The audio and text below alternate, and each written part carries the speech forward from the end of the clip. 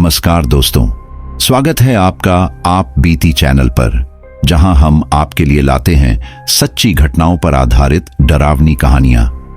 आज की कहानी एक ऐसी रात की है जिसने किसी की जिंदगी को हमेशा के लिए बदल दिया। यह घटना रहस्य, डर और सिहरन से भरी है। तो अगर आप तैयार हैं डर के इस सफर पर चलने के लिए, तो यह कहानी आपको आखिर तक बांध कर रखेगी। अगर आप कमजोर दिल के हैं या अकेले हैं, तो इस कहानी को सुनने से पहले सोचें, क्योंकि यह कहानी आपके रोंगटे खड़े कर देगी। नमस्कार मेरे प्यारे दोस्तों, आज की कहानी उत्तर प्रदेश के वाराणसी जिले के रहने वाले राजेश त्रिवेदी जी की है। यह कहानी एक रहस्यमय और खौफनाक रात की है, जहां राजेश जी की यात्रा ने एक डरावना मोड़ लिया। स्टेशन से बाहर निकलते ही उनकी मुलाकात एक अजीब से रिक्शा चालक से होती है, जो बिना कोई सवाल किए उन्हें ले जाने के लिए तैयार हो जाता है। जैसे ही सफर शुरू होता है, उन्हें एहसास होता है कि कुछ सही नहीं हो रहा।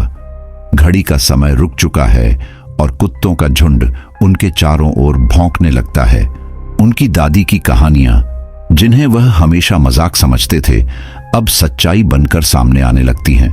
अचानक राजेश जी खुद को एक डरावनी स्थिति में पाते हैं। रिक्शा चालक का चेहरा अजीब और अस्पष्ट दिखता है। वह खुद को किसी अदृश्य शक्ति से सीट पर जकड़ा हुआ महसूस करते हैं। जैसे ही वह माचिस जलाकर स्थिति से बचने की कोशिश करते हैं, एक खौफनाक सच उनके सामने आता है। सवाल यह है कि क्या वह इस शैतानी ताकत से बच पाएंगे, या यह उनकी आखिरी यात्रा साबित होगी। यह कहानी डर और रहस्य से भरी है, जो आपको अंत तक रोमांचित और सिहरन से भर देगी। तो चलिए अब यह कहानी राजेश त्रिवेदी जी की जुबानी सुनते हैं। कहानी शुरू करने से पहले अगर आप हमारे साथ नए जुड़े हैं, तो हमारे चैनल को सब्सक्राइब करें और बेल आइकॉन दबाना न भूलें, ताकि ऐसी ही रोमांचक कहानियां सबसे पहले आप तक पहुंचे। अब बिना किसी देरी के आज की इस खौफनाक कहानी की शुरुआत करते हैं। नमस्कार दोस्तों, मेरा नाम राजेश त्रिवेदी है और मैं उत्तर प्रदेश के वाराणसी जिले का रहने वाला हूं, या यूं कहूं कि वाराणसी में मेरा पूरा परिवार रहता है। मैं लखनऊ में रहता हूं, क्योंकि वहीं पर मैं रेलवे विभाग में कार्यरत हूं। आज जो घटना मैं आपको बताने जा रहा हूं, यह मेरे साथ घटी एक सच्ची आपबीती है, जिसे मैं आज तक नहीं भुला पाया हूं। जब भी कहीं भूत प्रेतों का नाम सुनता हूं, तो मेरी आंखों के सामने उसी रात की सारी घटनाएं घूमने लगती हैं। यह घटना करीब 7 साल पहले की है, जब मेरी नई पोस्टिंग लखनऊ में हुई थी। जिंदगी में पहली बार घर से दूर काम करने जा रहा था। अचानक यूं घर परिवार को छोड़कर जाना पड़ा, तो मन काफी उदास था। लेकिन रोजी रोटी और घर चलाने के लिए नौकरी करना बहुत जरूरी था। इसलिए अपनी जिम्मेदारी समझकर मैं नोटिस मिलते ही कानपुर निकल गया। ऐसा नहीं था कि मैं अपने परिवार से मिलने नहीं जाता था। हफ्ते में शनिवार और रविवार या किसी सरकारी छुट्टी मिलने पर मैं अपना पूरा समय अपनी पत्नी और बच्चों को देता था। वे लोग भी इन दिनों का बेसब्री से इंतजार करते थे। जिंदगी संघर्षपूर्ण थी, लेकिन जैसे तैसे दिन गुजर रहे थे। मिला जुलाकर सब कुछ ठीक ठाक ही चल रहा था। लेकिन एक दिन मेरे साथ एक ऐसी अजीबोगरीब घटना घटी, जिसने मुझे कई दिनों तक सदमे में रखा। अपनी जिंदगी में पहली बार मेरा सामना किसी भूत से हुआ था।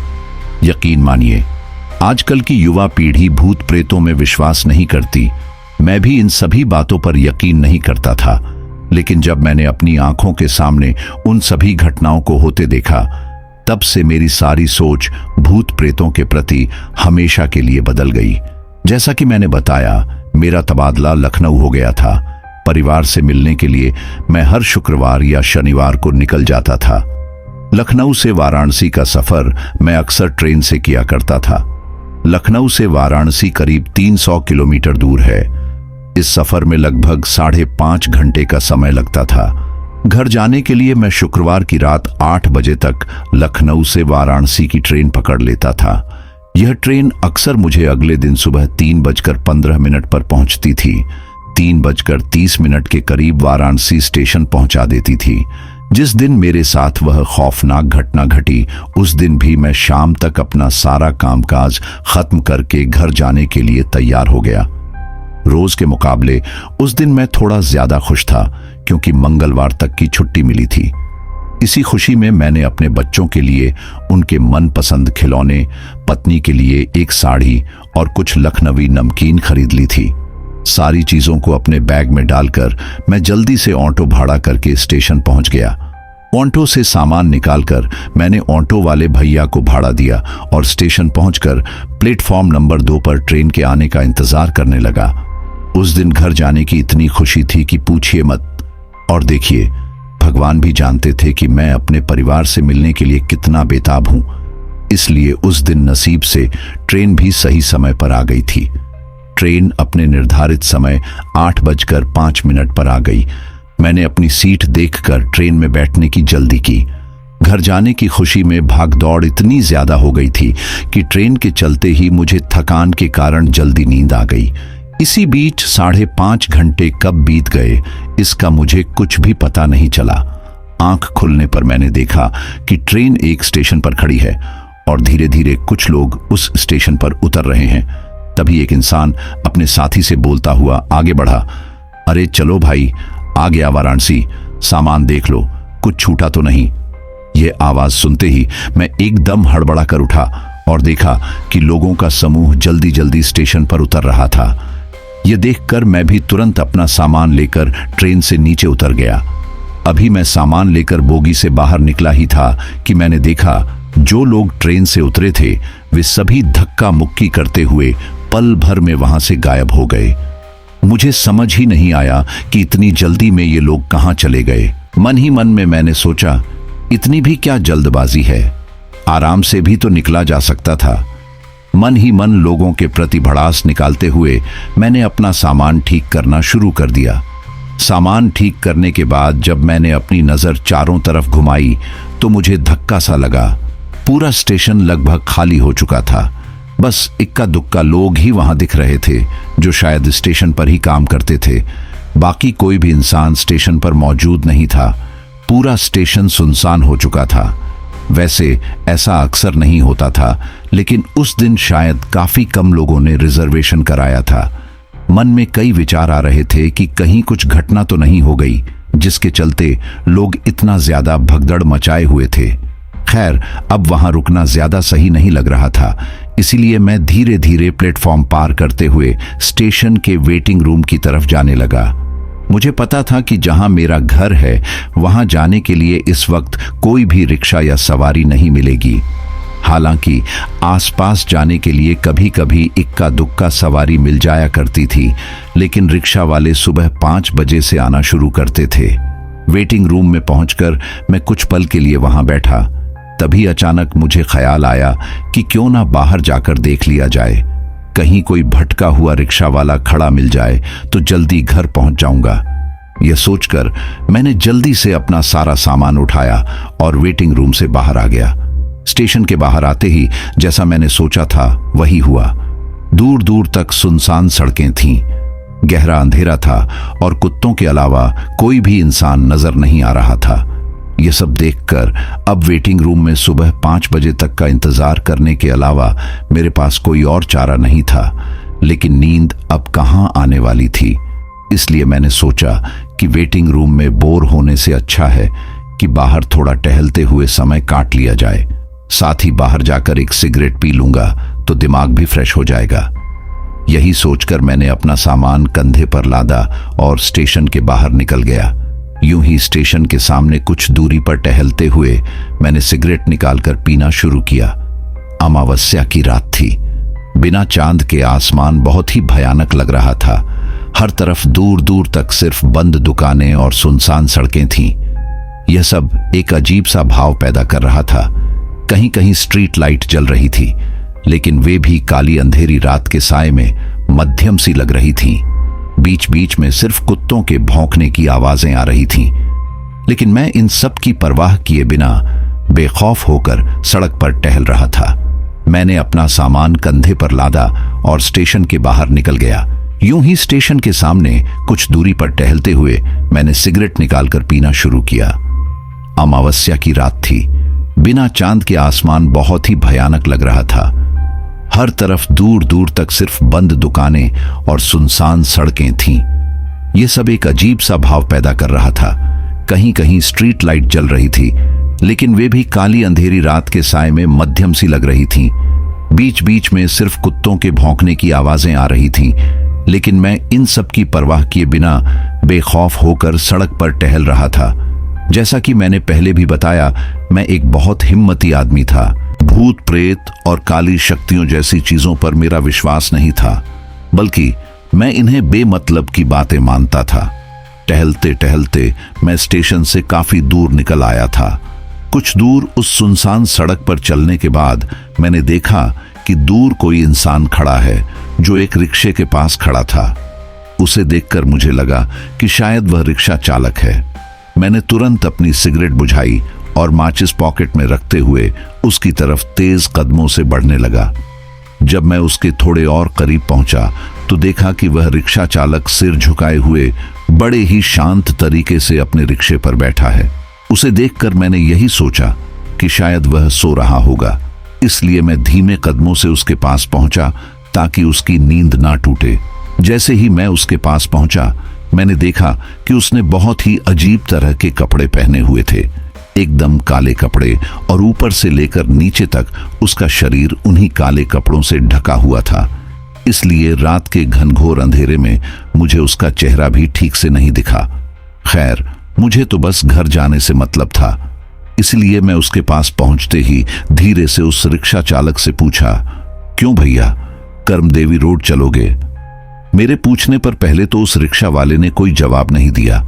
मुझे लगा कि वह गहरी नींद में होगा, इसलिए इस बार मैंने उसे धीरे से झकझोरते हुए दोबारा पूछा, चलोगे? इस बार मेरे पूछते ही उस रिक्शा वाले ने धीरे से अपनी गर्दन उठाई और रिक्शा चलाने की मुद्रा में आ गया। यह देखकर मैं जल्दी जल्दी अपने सामान को उसके रिक्शे में रखने लगा और फिर उसके पीछे सवार हो गया। मेरे बैठते ही वह बिना कुछ बोले रिक्शा चलाने लगा।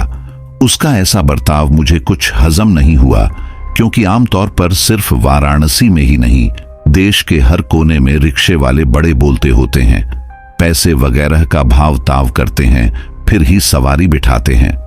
लेकिन इस रिक्शा वाले ने ना तो मुझसे पैसे के बारे में पूछा और ना ही कोई और बात की। ये बात मेरे मन में खटक गई और मुझे थोड़ा अजीब लगने लगा। दूसरी ओर एक बात की खुशी भी मेरे दिल को बाग बाग कर रही थी कि पहली बार जिंदगी में इस समय मुझे कोई रिक्शा मिल गया। अब समय से पहले घर पहुंच जाऊंगा तो पत्नी और बच्चे दोनों खुशी से झूम उठेंगे। ऐसे सुकून देने वाले ख्यालों से मैंने थोड़ी चैन की सांस ली और अपनी आंखें मूंद कर आराम से बैठ गया। अंधेरी रात में सफर करने में और भी ज्यादा आनंद आ रहा था। जैसे जैसे रिक्शा आगे बढ़ रहा था, वैसे वैसे हवा का झोंका मेरे चेहरे को छू कर जा रहा था, जिससे मुझे बहुत राहत मिल रही थी। नींद तो वैसे भी नहीं आनी थी, इसलिए मैंने रिक्शा वाले से थोड़ी बात करने की कोशिश की। मैंने उससे साधारण भाव से कहा, तुम लोग रात में रिक्शा क्यों नहीं चलाते? गनीमत है कि आज तुम मुझे मिल गए। पहली बार मैं घर समय पर पहुंच पाऊंगा, नहीं तो कितनी बार मैं रात में आया हूं, लेकिन कभी मुझे कोई रिक्शा वाला नहीं मिलता। इसलिए मुझे हमेशा पूरी रात वेटिंग रूम में ही बितानी पड़ती है। रात में रिक्शा चलाना शुरू कर दो, यात्रियों को कितनी दिक्कत होती है। मेरे इतने सारे सवाल और रह रहकर बातें करने के बावजूद भी वह रिक्शा वाला एक शब्द नहीं बोला, इसलिए मैंने बात करना ही बंद कर दिया, यही सोचकर कि शायद वह बात करने के मूड में नहीं है या गूंगा है। थोड़ी देर बाद जैसे ही रिक्शा चल रही थी, मुझे धीरे धीरे उस मंद हवा से नींद का झोंका आया और मेरी आंख लग गई। कुछ देर बाद अचानक एक झटके से मेरी नींद खुली। मैंने अपनी आंखों के सामने का नजारा देखा तो दंग रह गया। मैंने देखा कि जिस रिक्शा पर मैं बैठा हुआ था वह अभी भी स्टेशन से थोड़ी दूरी पर ही था, उसी जगह खड़ा हुआ था जहां से मैंने सवारी की थी। यह देखकर मैं मन ही मन सोचने लगा, लगभग 15 मिनट बीत गए और यह रिक्शा वाला इतनी देर से रिक्शा चला रहा है, लेकिन अब तक हम आगे क्यों नहीं बढ़े? रिक्शा चलने का आभास हो रहा था, लेकिन वह कहीं जा नहीं रहा था। और तो और ठंडी हवा का झोंका भी बार बार महसूस हो रहा था। यह देखकर मुझे धक्का सा लगा और जिंदगी में पहली बार मुझे थोड़ा डर लगने लगा। ऐसा होते ही मैंने रिक्शा वाले को रुकने के लिए कहना शुरू किया, लेकिन पहले की तरह ही वह रिक्शा वाला मेरी एक भी बात नहीं सुन रहा था।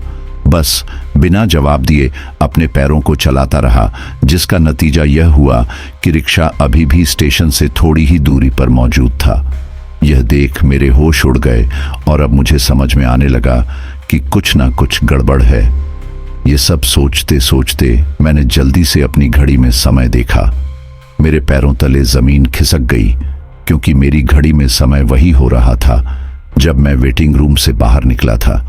उस वक्त मेरी क्या हालत रही होगी यह मैं ही जानता हूं। मुझे कुछ भी समझ नहीं आ रहा था, क्योंकि उस रिक्शा में सफर करते करते काफी समय बीत चुका था, लेकिन मेरी घड़ी अब भी 3:30 ही बजा रही थी। अभी मैं कुछ समझ पाता कि तभी अचानक ढेर सारे कुत्ते हमारे रिक्शे की तरफ देखकर भौंकने लगे। यह देखकर मैं और भी ज्यादा घबरा गया। न जाने कैसे मुझे अपने बचपन में दादी द्वारा सुनाई गई कहानियां और किस्से याद आने लगे। उन्होंने कहा था कि अमावस्या की काली रातों में भूत प्रेत और पिशाच घूमा करते हैं। मैंने यह भी सुन रखा था कि भूतों का समय अक्सर 2 बजे से 3:30 बजे तक होता है।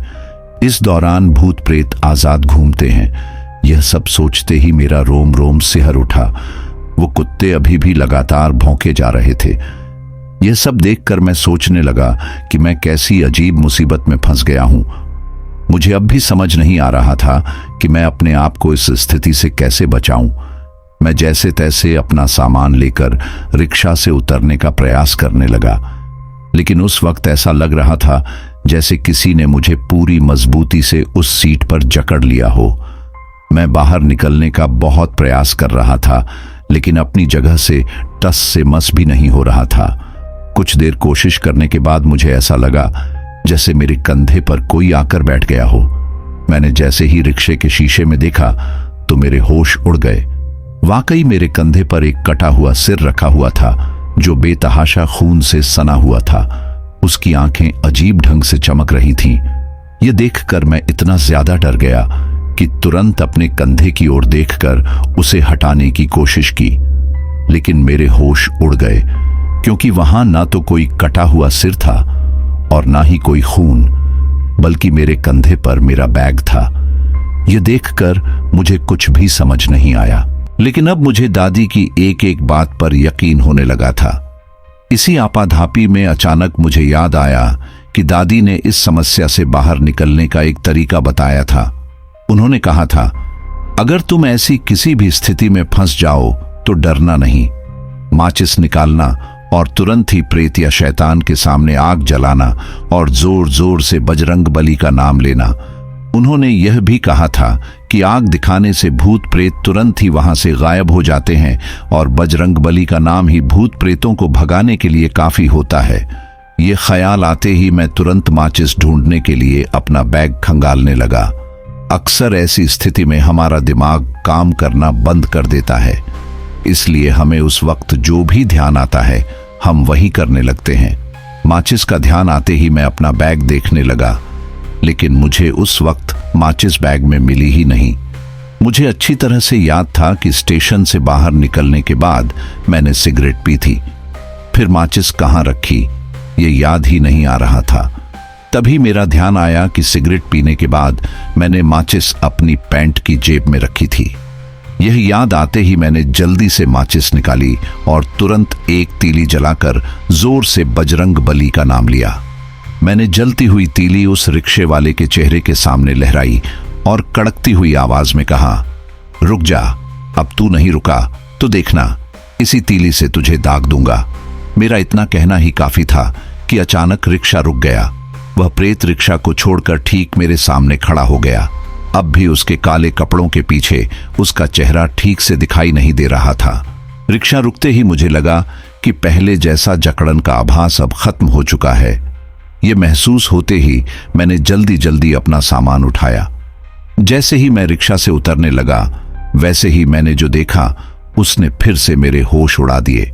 मैंने देखा कि उस रिक्शे में शुरू से लेकर आखिर तक कोई रिक्शा चालक नहीं था, बल्कि उन काले कपड़ों में एक भयंकर दिखने वाला हड्डियों का ढांचा था। जो ठीक मेरे सामने खड़ा होकर एक अजीब सी शैतानी हंसी निकाल रहा था। यह देखकर मैं डर के मारे चीखता चिल्लाता हुआ रिक्शा से उतरकर रेलवे स्टेशन की ओर भागने लगा। भागते भागते मैंने जैसे ही पीछे मुड़कर देखा तो पलक झपकते ही वह रिक्शा घुप अंधेरे में गायब हो गया।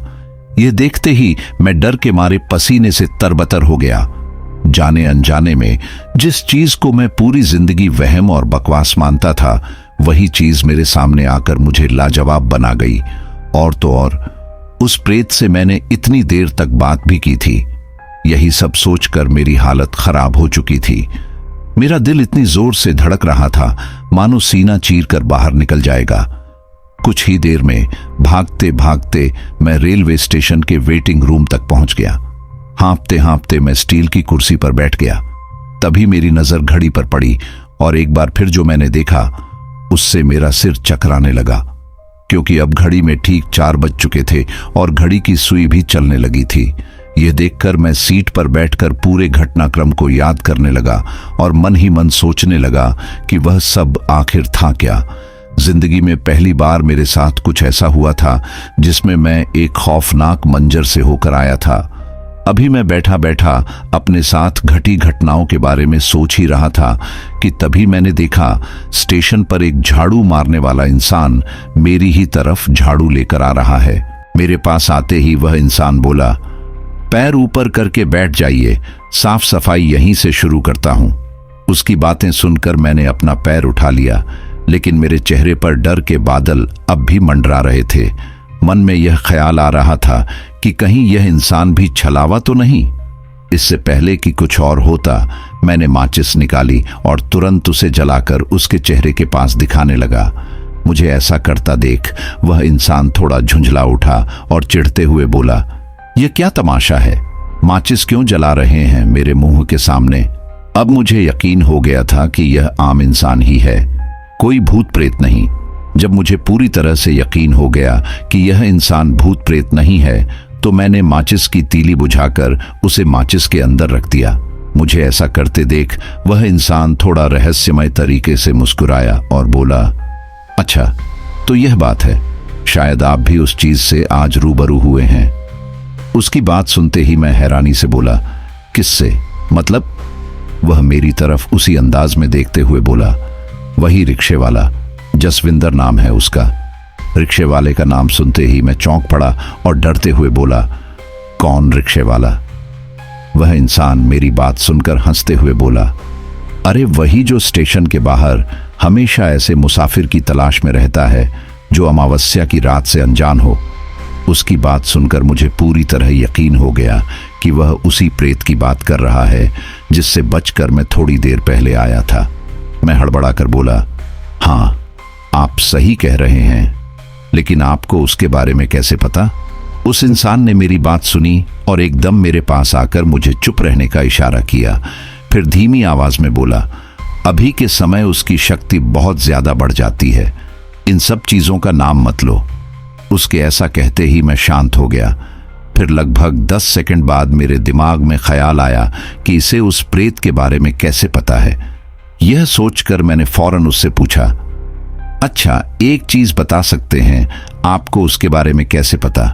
मेरी बात सुनकर वह इंसान अपनी झाड़ू बगल में रखकर उसी स्टील की कुर्सी पर बैठ गया। फिर बोला, आप नए हो क्या वाराणसी में? अरे आसपास के सभी लोगों को उसके बारे में पता है। हर अमावस्या की रात को वह किसी न किसी को दिख ही जाता है। उसने कहा, आज से तकरीबन 1 साल पहले की बात है। वह रिक्शे वाला जसविंदर स्टेशन के बाहर ट्रांसफार्मर के पास रिक्शा लेकर खड़ा था। बरसात का दिन था और बारिश अभी अभी खत्म हुई थी, जिसके कारण उसके आसपास की जमीन भी नम थी। आप तो जानते ही हैं हमारे देश में बिजली विभाग की क्या स्थिति है। ऊपर का तार कमजोर था और वह तार सीधा उसके रिक्शे पर गिरा। पल भर में वह और उसका रिक्शा धुआं धुआं हो गए। ये घटना मैंने अपनी आंखों से देखी थी। उसकी मौत इतनी दर्दनाक थी कि मैं बस एक झलक ही देख पाया था। उसके पूरे शरीर का ऊपरी भाग जल चुका था, जैसे उसकी खाल ही नहीं हो। उसके मरने के बाद से ही हर अमावस्या की रात उसकी आत्मा उसी रिक्शे के साथ भटकती रहती है। उस इंसान की बात सुनकर मैं पसीने से तरबतर हो गया। इतना ज्यादा डर लग रहा था कि मैं थर थर कांपने लगा। उस इंसान के जाने के बाद जब तक सूरज नहीं निकला, मैं वेटिंग रूम के एक कोने में दुबका रहा। फिर दिन में ही घर गया। वह घटना मेरी जिंदगी की सबसे डरावनी घटना बन गई। उस दिन के बाद जब मैं घर आया तो इतना ज्यादा सदमे में था कि बहुत दिनों तक किसी से बात भी नहीं की। मैं काफी दिनों तक बीमार रहा और दोबारा लखनऊ भी नहीं जा पाया। मेरी इस हालत से मेरे बच्चे और पत्नी भी बहुत दिनों तक परेशान रहे। वाकई वह किस्सा मेरी जिंदगी का सबसे डरावना किस्सा था। ठीक होने के बाद भी मुझे हर वक्त यही ख्याल आता रहता था कि भला मैं उस रात से कैसे बचकर निकल गया। क्या सच में आग में वह शक्ति थी जिसने मुझे उस प्रेत के चंगुल से बचाया था, या फिर कुछ और ही कारण था? यह सारे सवाल आज भी एक पहेली बनकर मुझे चैन से सोने नहीं देते। खैर, कारण जो भी हो, भगवान की कृपा से मैं बचकर निकल गया था। यही मेरे लिए बहुत बड़ी बात है। तो दोस्तों, ये थी हमारी आज की कहानी। आपको हमारी आज की कहानी कैसी लगी?